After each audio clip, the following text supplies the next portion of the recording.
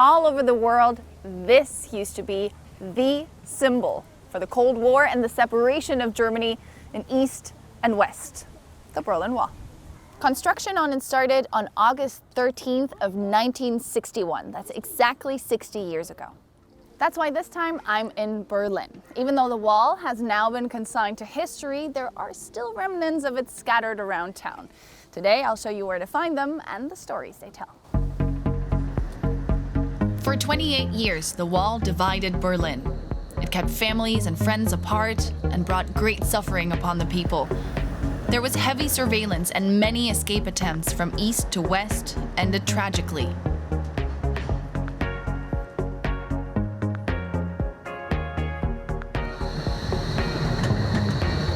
There were 8 border crossings between East and West Berlin. One of them was this one, Bösebrücke.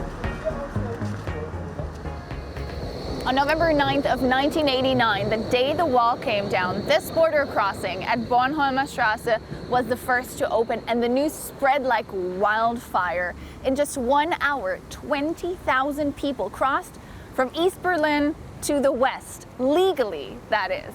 And to this day, this is one of the greatest moments in German history. This commemorative stone was built out of an original piece of the wall. And the wall trail has thoroughly transformed the area. Today, this is a paradise for cyclists or nature lovers, but until 1989, this was the death strip, a no man's land between East and West Berlin. The wall was 155 kilometers long and enclosed West Berlin. So I have a lot to cover, but I won't be doing it on foot. You can find these kinds of scooters on every corner nowadays. You just need an app. And off we go.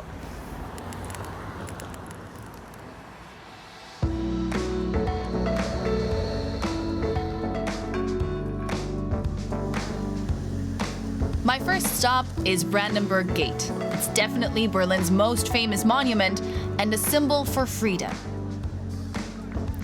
During the Cold War, it was right behind the border in the Soviet sector of the city.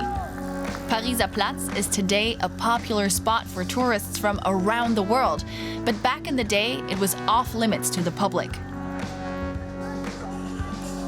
It's difficult to imagine, but up until 32 years ago, there were surveillance towers and tank traps here. With an app called Mauerpark, you can see exactly where the wall used to run. Just 1 day later, the first wall was built.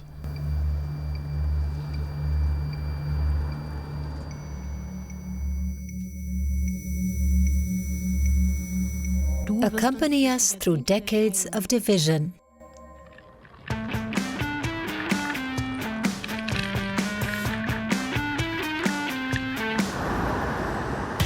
Moving on to Potsdamer Platz, a lively transportation hub with skyscrapers, hotels, office buildings, and restaurants.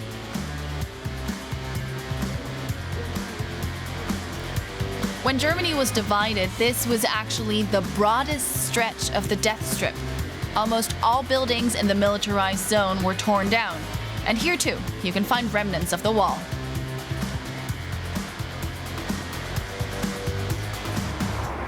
And this is arguably the most famous remaining part of the Berlin Wall, the East Side Gallery.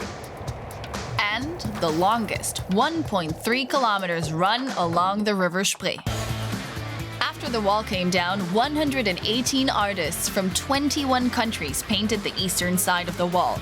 The most famous works are the Trabant crashing through the wall and the fraternal kiss between Leonid Brezhnev and Erich Honecker.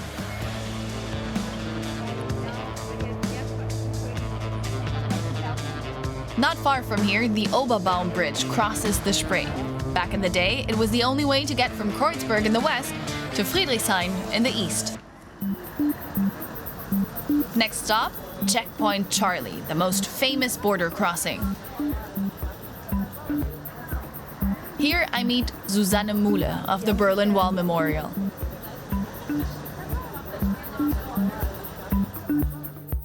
From this picture you can see how huge this border crossing was. It stretched over 2 blocks and had various check-in stations, yet the Allies' guardhouse always retained its provisional form, light frame construction made from wood or later a metal container. Lots of symbolism and lots of irony. The only thing remaining here today is a replica of this provisional Allied control booth. The GDR's massive border complex is long gone. Why is Checkpoint Charlie so famous? Why has everybody who comes to Berlin heard of it?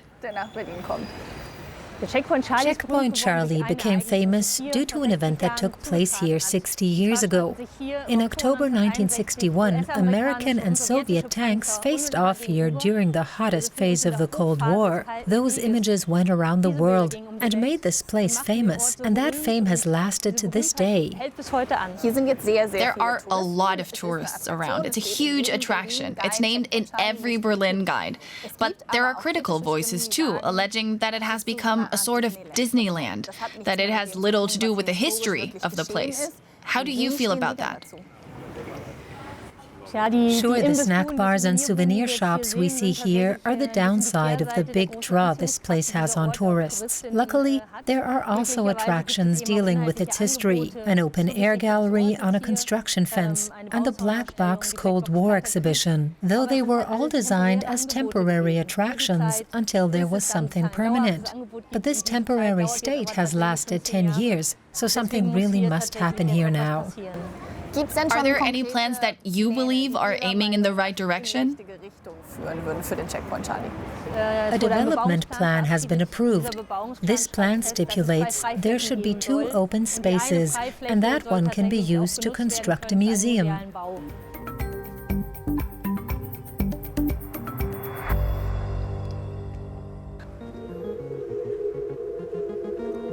Located in the heart of the capital, the Berlin Wall Memorial is the main place of remembrance of Germany's former division.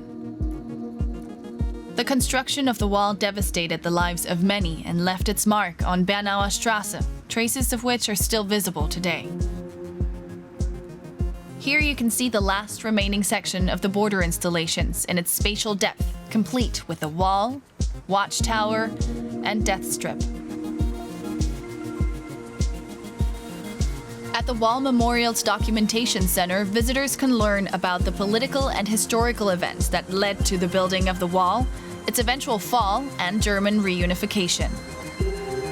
Bernauer Strasse saw plenty of escape attempts. The group Berliner Unterwelten, or Berlin Underworld, organizes thematic tours.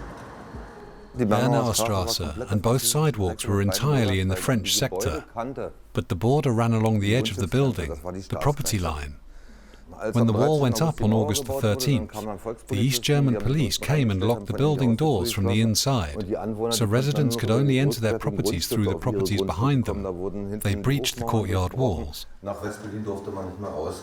West Berlin was so close, but suddenly unreachable.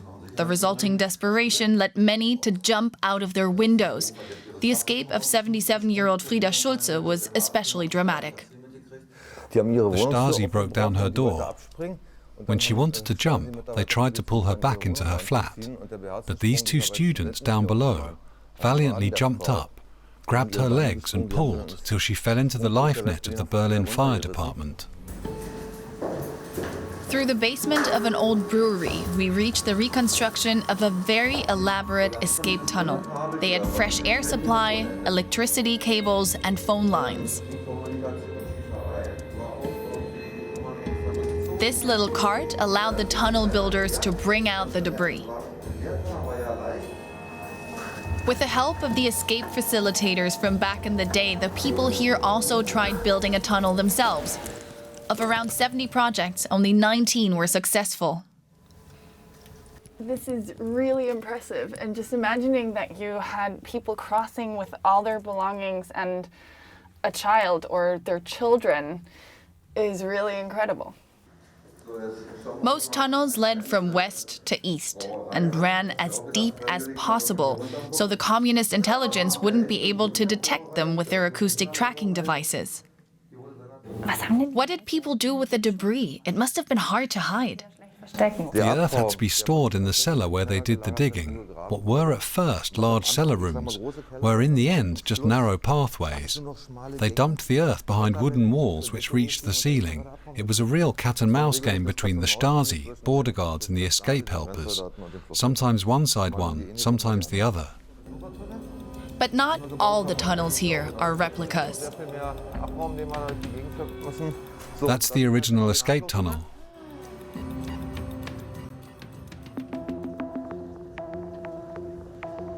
My last stop is Mauerpark. While elsewhere the course of the death strip can hardly be followed, here it can still be clearly traced in the elongated shape of the park. I'm meeting Chris Charlesworth. Back in the 80s, she lived in West Berlin. She moved back to her native UK and returned to Berlin in 2013.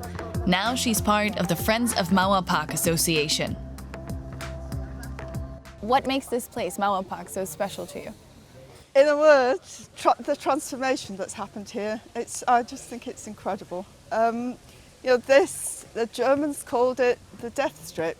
It was the space between the two walls. Between those two walls was everything about death. It was, attack dogs and armed guards patrolling, and it was about keeping people apart. It was just awful. The first time I came into this place, I couldn't believe it. I didn't actually realise it had been landscaped into a park. I was just amazed, so I instantly started to research about, is there anybody who takes care of the place? What is the place? And I found the Friends of Mauerpark. What do the Friends of Mauerpark do? We try and look after not just the trees, we look after the trees as well, to some extent, and the playgrounds, but we also try and preserve that spirit of the place, and that excites me so much. This place is now everything that it wasn't before. Instead of being about separating people, keeping them apart, about death, it's about bringing people together. It's about life, and I just love that. And as you can see, that feeling is shared by many others.